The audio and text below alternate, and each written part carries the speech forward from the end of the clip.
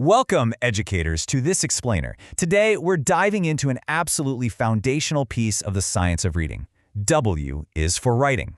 I'm speaking to you straight from my own experiences in the classroom because, well, seeing how writing gives shape to our thoughts is truly a game changer.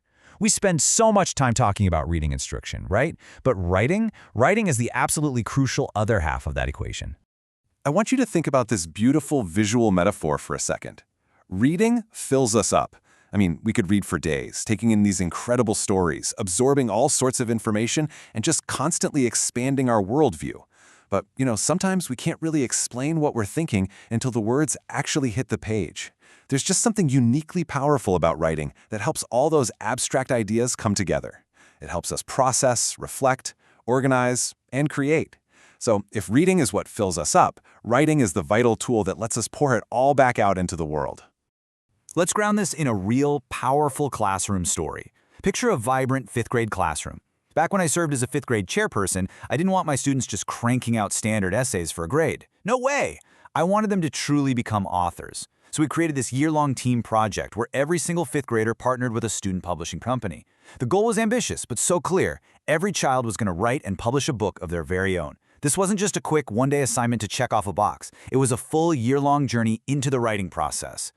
Now, if you were teaching a few decades ago, you might actually have some really fond memories of these. Before we had one-to-one laptops everywhere, we used Alpha Smarts. They were these sturdy, plastic, battery-powered keyboards with tiny little screens that only showed maybe 4 lines of text at a time. The kids would type their stories right onto the device, saving their words as they went.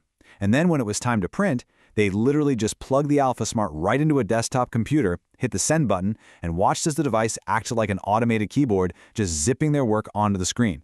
I'm telling you, at the time, that felt like pure magic to those kids. And that magic, it had a profound, lasting impact. Each student had a book. Each student had a story. Each student had a voice.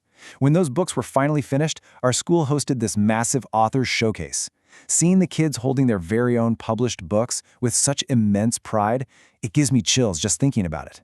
They didn't see themselves as students just doing an assignment. They saw themselves as real published writers.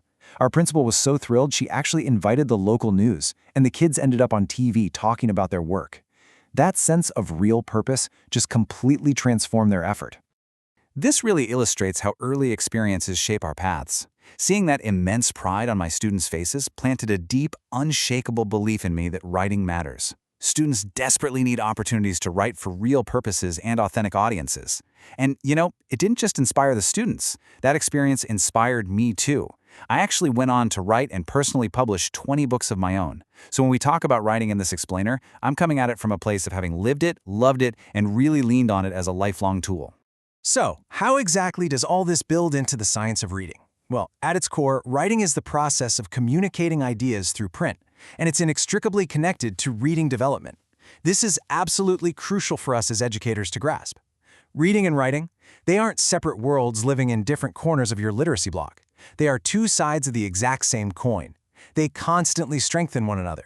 In fact, writing is what makes reading visible. The really important point here is that when students write, they are actively practicing the exact same skills that support their reading. Think about the cognitive load for a second. When a student drafts a sentence, they have to hear the sounds in the words, connect those sounds to specific letters, and actively apply the phonics patterns and spelling rules you've been working so hard to teach them. They're pulling from the vocabulary they've read to build their own sentences, paying attention to syntax, grammar, meaning, the whole shebang.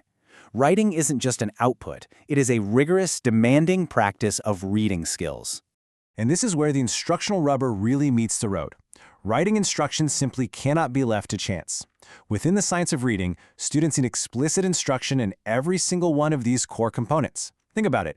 If handwriting is a struggle, it acts as a bottleneck, keeping great ideas trapped in their heads instead of getting onto the page.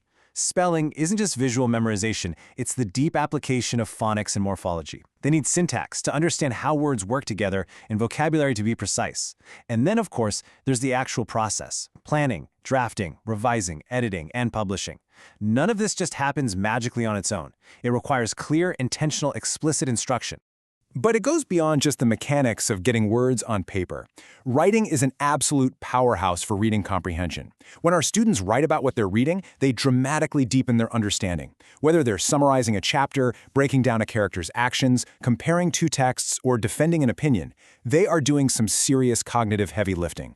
Writing helps them show what they know, but honestly, even more importantly, it helps them discover what they know. You know how it is. Sometimes a student doesn't even realize what they fully understand about a text until they start writing it out. So how do we take these ideas and apply them every single day? It really boils down to 3 steps. First, we've got to model the process. Use Think Aloud so your kids hear your internal monologue about word choice and sentence structure. Second, protect writing time. I mean real, daily, protected time. Not just having them fill in blanks, but giving them the space to generate original ideas. And third, provide authentic audiences. Just like that 5th grade author showcase, when students know someone decides their teacher is going to read their work, their effort and engagement absolutely skyrocket. Now, I want to emphasize a point that completely shifts how we teach. Struggle is part of the process. So many young writers think that good writing should just flow out perfectly on the very first try, and if it doesn't, they immediately decide they're bad at writing. That is exactly why teacher modeling is so vital. They need to see you struggle. They need to see you draft a sentence, cross things out, rethink a word, and try again. When they see the messy, non-linear reality of drafting and revising, they learn that struggling isn't a sign of failure. It's literally just what real writers do. Let's take a quick second to pause and reflect on your own classroom. How do you model the messy writing process? Do your students actually see you crossing words out, getting stuck, and starting over? And secondly, are your kids writing for authentic audiences? Are they getting real, protected time to develop their own unique voices, or are they mostly just filling out worksheets? I really encourage you to sit with these questions as you plan your next literacy block. Trust me, small shifts right here make a massive difference. As we wrap up this explainer, I want to leave you with this thought. Writing is part of literacy. Writing is part of voice. And for me, writing is also part of legacy. Writing isn't just some extra activity to squeeze in if you miraculously have 10 free minutes at the end of the day. It's a vital, life-changing tool. It builds knowledge, it preserves our stories, and it gives our students a powerful voice in the world. When you empower your students to write, you empower them to build their own legacy. So as you head into your classroom tomorrow, ask yourself, what story are you helping your students leave behind?